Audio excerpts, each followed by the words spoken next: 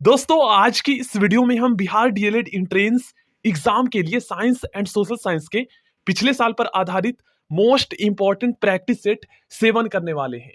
चलिए स्टार्ट करते हैं। और आप लोग प्लीज दोस्तों कमेंट बॉक्स में अपना स्कोर जरूर बताइएगा 40 में से कितने क्वेश्चंस का आंसर आप लोग सही कर पाए आज किस टेस्ट में, ठीक है ना। देखिए फर्स्ट क्वेश्चन में पूछा गया है, भारतीय संविधान में न्यायिक पुनरावलोकन का सिद्धांत निम्नलिखित में से किस देश के संविधान से ग्रहण किया गया है।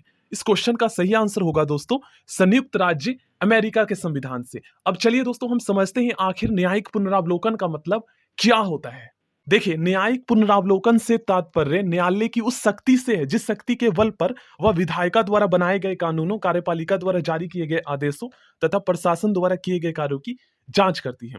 यहां पर आप लोग ध्यान से समझिएगा। देखिए अगर हम दोस्तों केंद्र स्तर पर कोई ऐसी संस्था की बात करें जो कानून बनाने का कार्य करता है तो उसे हम क्या कहेंगे, संसद कहेंगे, ठीक है ना। और अगर हम राज्य स्तर पर बात करें तो विधानमंडल उसे हम कहेंगे, ठीक है। ये सभी विधायिका के अंतर्गत आ जाता है।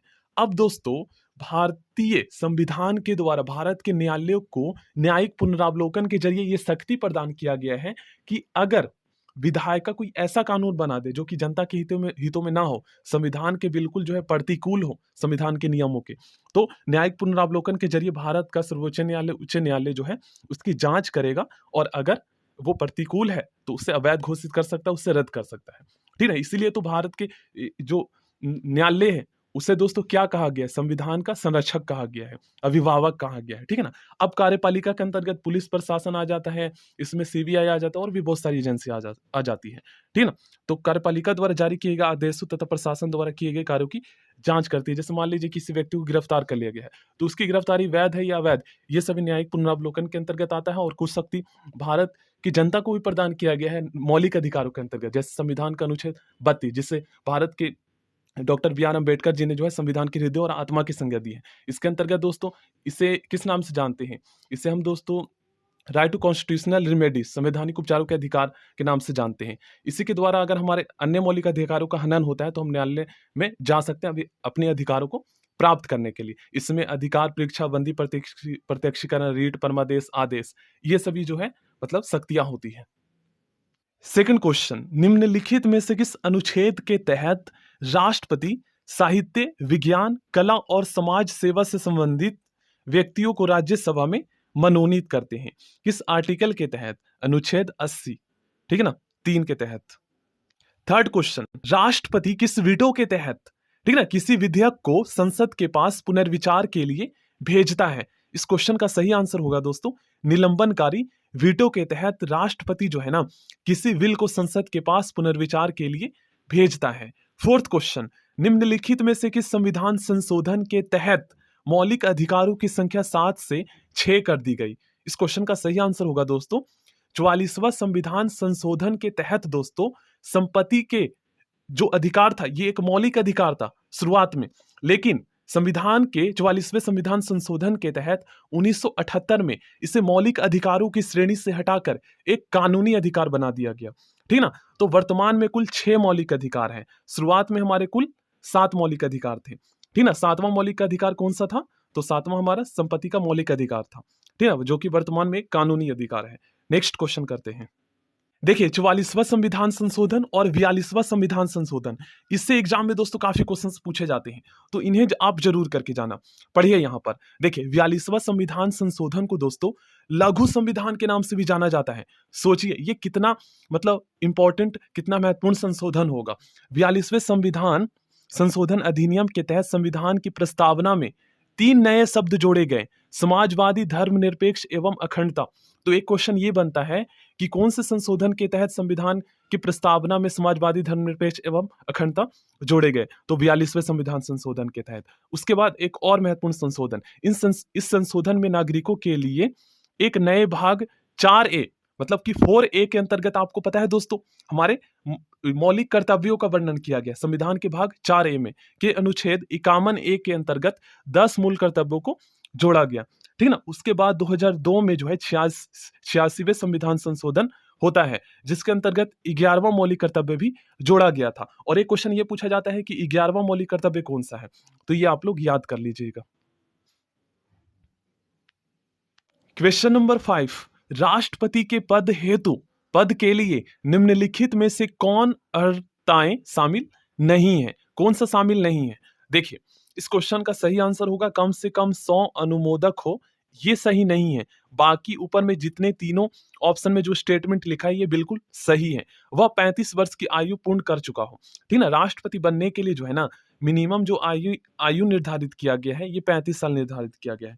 ठीक है ना, और प्रधानमंत्री के लिए 25 साल न्यूनतम आयु निर्धारित किया गया है। उपराष्ट्रपति के लिए भी 35 साल, याद कर लीजिएगा। वह लोकसभा का सदस्य निर्वाचित होने योग्य हो, ये भी मतलब कि जरूरी अर्हताएं हैं। ठीक ना, कम से कम 50 प्रस्तावक हो, ये भी जरूरी अर्हताएं हैं। ठीक ना, नेक्स्ट क्वेश्चन, निम्नलिखित में से किस प्रधानमंत्री के नेतृत्व में पहली बार लोकपाल विधेयक संसद में लाया गया?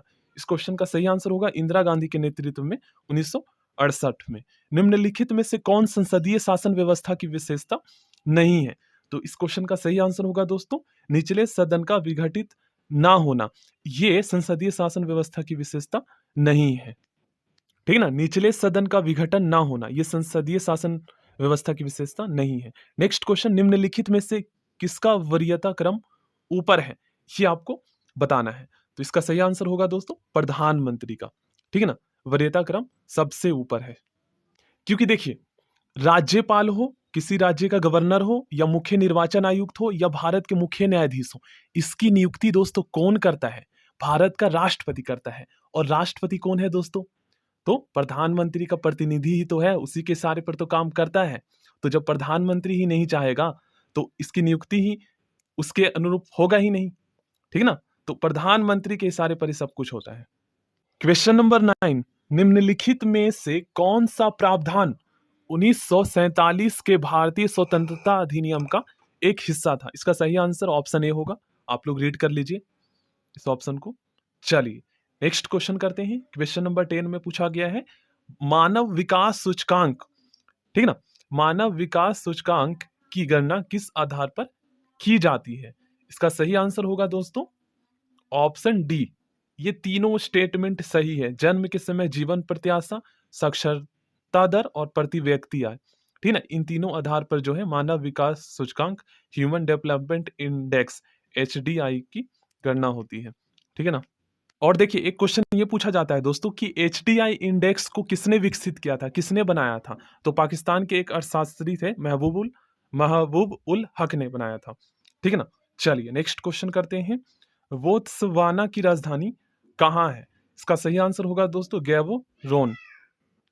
और देखिए एक क्वेश्चन ये भी पूछा जाता है कि मानव विकास रिपोर्ट ये किसके द्वारा जारी किया जाता है? तो ये दोस्तों United Nation development programme UNDP के द्वारा जारी किया जाता है। नेक्स्ट क्वेश्चन करते हैं। क्वेश्चन नंबर 12, निम्न में से कौन भू आवेष्टित देश नहीं है? सबसे पहले आप भू आवेष्टित का मतलब क्या होता है ये समझिए।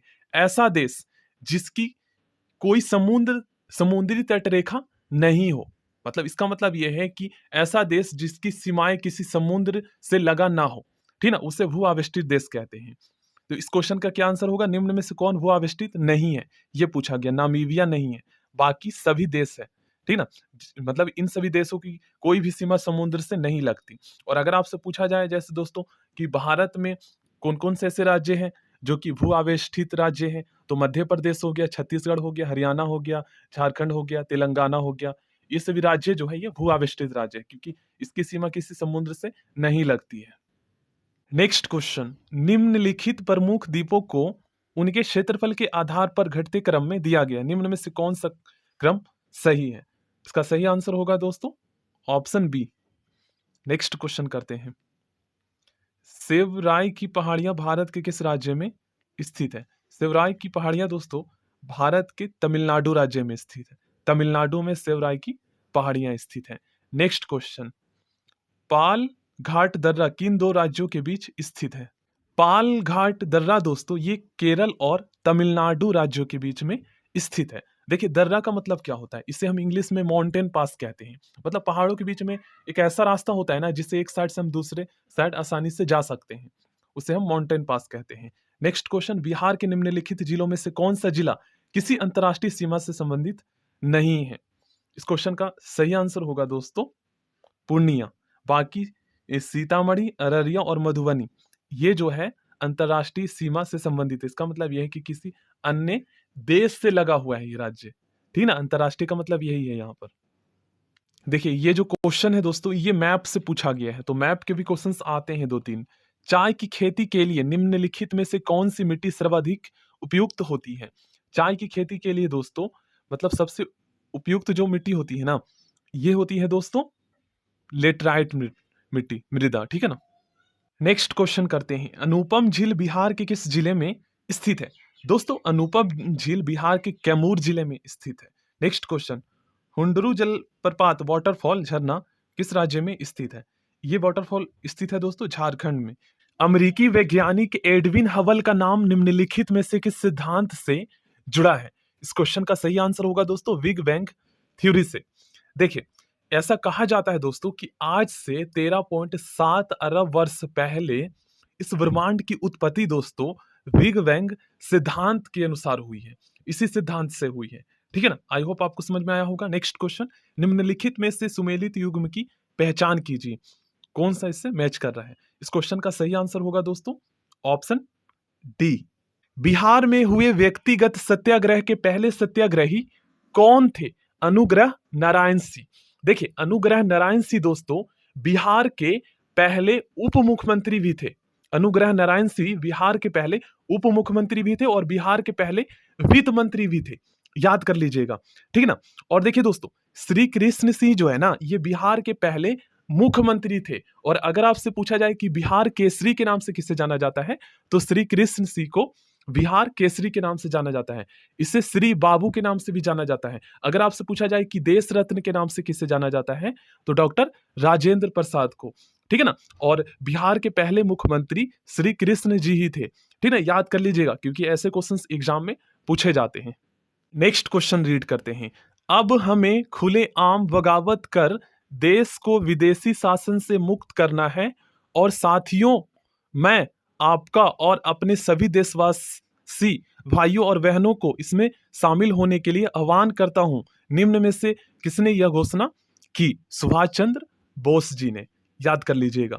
चलिए नेक्स्ट क्वेश्चन करते हैं, अखिल भारतीय किसान सभा का पहला सम्मेलन आयोजित किया गया था, कहां किया गया था? दोस्तों लखनऊ में।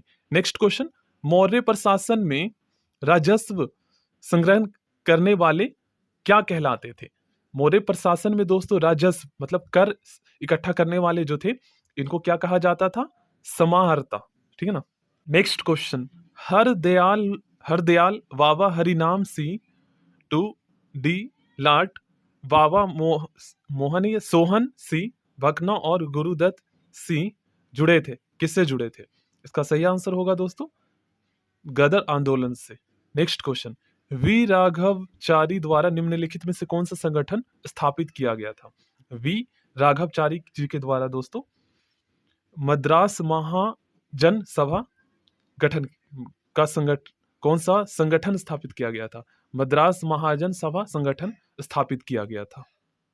क्वेश्चन नंबर 28, महात्मा गांधी द्वारा पहली बार मजदूर आंदोलन को समर्थन कब दिया गया? अहमदाबाद मिल आंदोलन में, ठीक ना। चलिए नेक्स्ट क्वेश्चन करते हैं, द ग्रीन पैम्पलेट किसके द्वारा प्रकाशित किया गया? दोस्तों द ग्रीन पैम्पलेट जो है ये महात्मा गांधी जी के द्वारा प्रकाशित किया गया था। नेक्स्ट क्वेश्चन करते हैं, शारदा अधिनियम में लड़कियों की विवाह की उम्र सीमा रखी गई थी, कितने साल रखी गई थी? 14 ईयर्स। नेक्स्ट क्वेश्चन करते हैं, निम्नलिखित में से कौन सा कथन धमनी के बारे में सत्य है? जो सही स्टेटमेंट है यही आपको ऑप्शन में से बताना है। सही आंसर होगा दोस्तों ऑप्शन डी, ये तीनों स्टेटमेंट सही है, ठीक है। ये धमनी के कार्य हैं, आप लोग लिख लीजिएगा क्योंकि इनसे क्वेश्चंस बनते हैं। नेक्स्ट क्वेश्चन, डर्मेटाइटिस नामक रोग किस विटामिन की कमी के कारण होता है?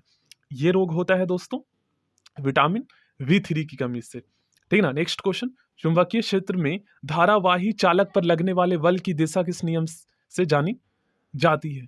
इस नियम को हम क्या कहते हैं दोस्तों? फ्लेमिंग के वाम हस्त नियम, ठीक है ना। चलिए नेक्स्ट क्वेश्चन करते हैं, भार का मात्रक क्या होता है?